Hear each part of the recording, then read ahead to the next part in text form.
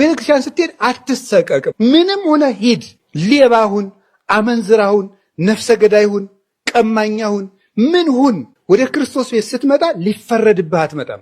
ሊምርህ ነው ያመጣ። የልብ መድኃኒት ለኩላሊት አይሆንህም። ለኩላሊት የሚሆነው ለጨጓራ ይታዘዛል። ለሌላ መሆኑ ቀርቶ ሳይድ ኢፌክቱ በቀረልን። የእግዚአብሔር ቃል ግን ለሁሉም በሽታ የምናዘው አንድ መድኃኒት ነው። መድኃኒቱ አንድ ነው፣ ለሁሉም በሽታ ይታዘዛል። አንድ ሰው የእግዚአብሔር ስለሆነ ጤና ያገኛል ማለት አንችልም። የእግዚአብሔር ባለመሆኑ ጤና ያጣል ማለትም አንችልም። ታማችሁ ጸበል ተጠምቃችሁ ስላልዳናችሁ እግዚአብሔር ትቷችሁ አይደለም። ስለዳንም ከሰው ለይቶ እግዚአብሔር ስለወደደን አይደለም። መከራ ትዕግስት ያስተምራል፣ ትዕግስትም ተስፋን ያስተምራል፣ ተስፋ ደግሞ አያሳፍርም ይላል። ቤተ ክርስቲያን የመሄድ የመጀመሪያው መስፈርት ምን እንደሆነ ታውቃላችሁ? ምህረት ማድረግ ነው። ምህረት የሌላቸው ሰዎች ምህረት አያገኙ።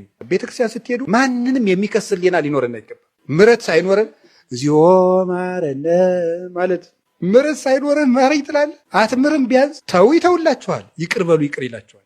ወንዶች በሽታቸው ምንድን ነው? ዝሙት። ሴትን ባዩ ቁጥር በዝሙት መነደፍ ማለት። ሴቶች የእነሱ በሽታቸው ምንድን ነው? ትውዝፍት፣ ጌጥ ማብዛት ማለት። የካህናት በሽታቸው ምንድን ነው? ትዕቢት ነው። አይምሯችን ረቂቅ፣ እግዚአብሔርን የሚያሰላስል፣ ስለ እግዚአብሔር የሚያስል፣ ስለ እግዚአብሔር የሚናገር፣ ስልጣናችን ምጡቅ፣ ተወዳዳሪ የሌለው ማለት ነው። ባላንጣ የማይነሳበት። እኛ ያሰርነውን መንግስት አይፈታው ይላል። እንዲህ ያሉ ይታበያሉ። የመነኮሳት በሽታቸው ደግሞ ምንድነው? ስስት ነው። 10 ሰሃን እንጀራ እያለ የንስሐ ልጆች እዚያው ይሻግታታል፣ ለሰው አይሰጠውም ማለት ነው። መነኩሴ ዝም ብሎ ያየውን ዕቃ ሁሉ ስጡኝ ማለት።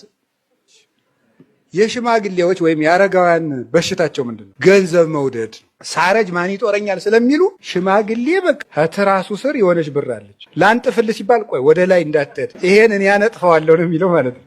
ይሄ 5ቱ ምናችን ነው? በሽታችን ነው። ቤተክርስቲያን ስትሄድ